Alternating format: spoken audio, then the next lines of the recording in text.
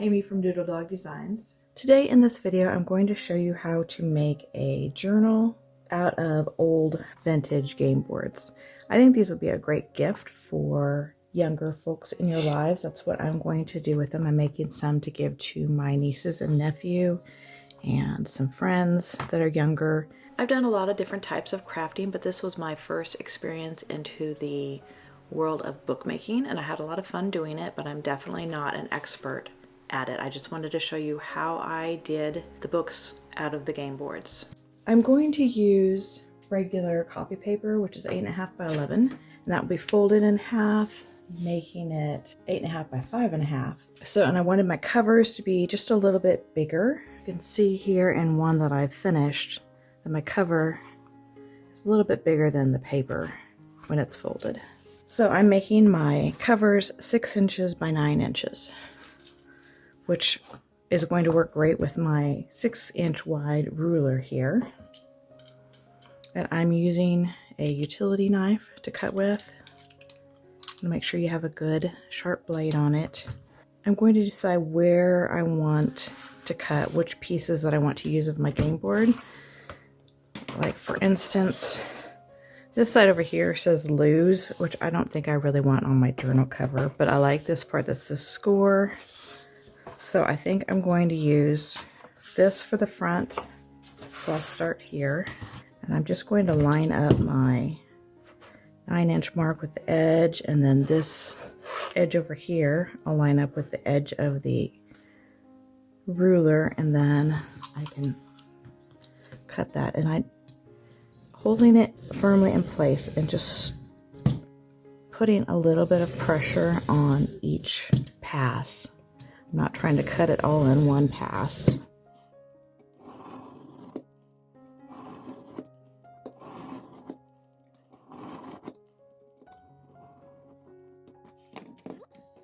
Okay, and then I'll cut the other side.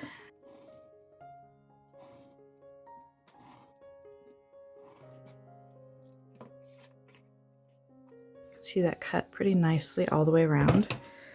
So now I need to decide where I want to. I have this section here left, and I have this. I think I'm going to do this section here just because it's got some of the words on it, and the front will have some of the letters on it. I'm just going to repeat that process. Next, I'm going to put a finish on it. I want especially these edges to have a little bit of a sealer on it. So you could probably use a spray varnish, but I want to make sure that I get these edges sealed really well. So I'm using a matte Mod Podge. Now you could use the glossy Mod Podge if you want a glossy look. And I am going to brush it on the edges real good. I put down a piece of wax paper. That way, even if it sticks to it, it's easy to pull right back off.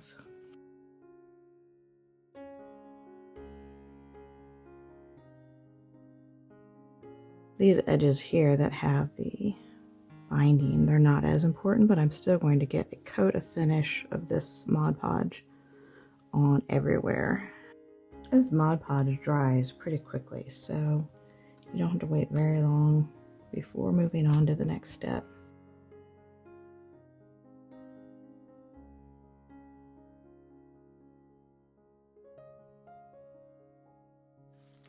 They are dry now, so I'm going to pick them up and turn them over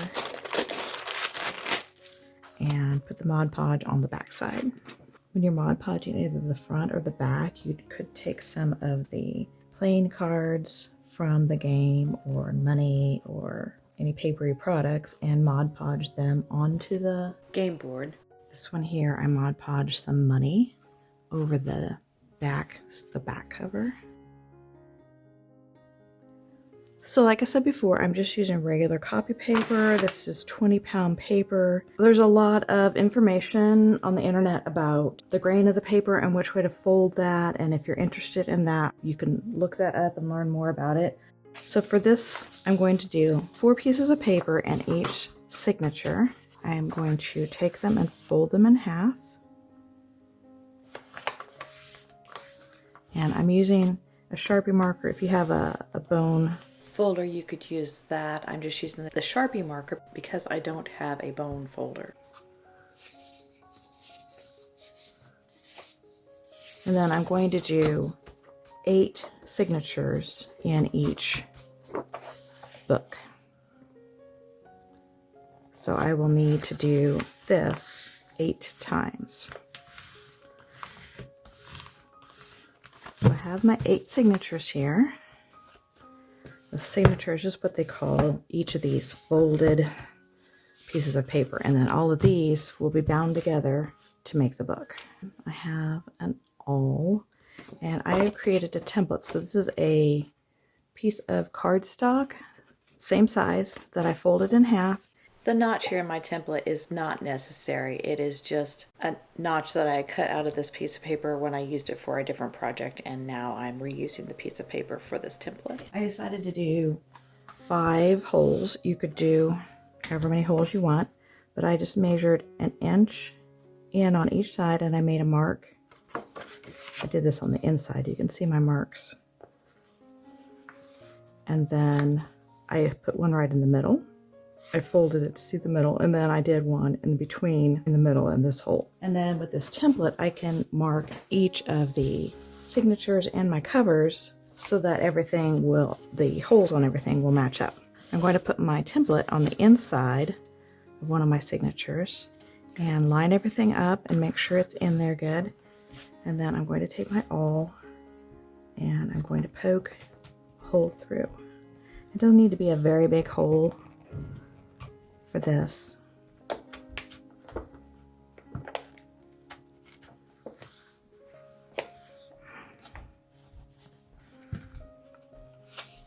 And then you can see I've got little holes here. I will stitch through those later. I will repeat this process for the other 7 signatures. These are 2 different boards that I did earlier from the same game board, but they're completely dry now. So I am going to go ahead and show you the next step. So using the same template that I used on the paper, where the paper is bigger than the covers. So I want to figure out which way I want the cover, which way I want the book to be first. So I think I want this to be the cover, just like this, and then this to be the back. It even says back. So I want the holes on this side. Let's see. On this side and on this side. These 2 sides. So I'm going to line this edge of the template up with the opposite side, the side where I don't want the holes to be. And I'm going to center it left to right, top to bottom. And then I'm going to take my awl again and just put a mark at each one of these holes. I'm not trying to get all the way through at this point, just putting a mark so I can see that later.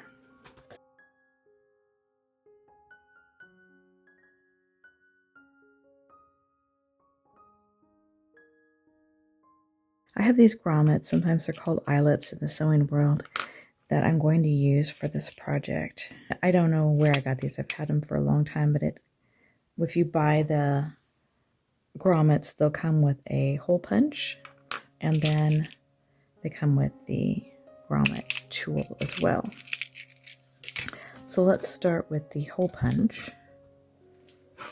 So I'm going to use these holes that I have already started, and I have a hammer and a hole punch. I want to do it from the front to the back.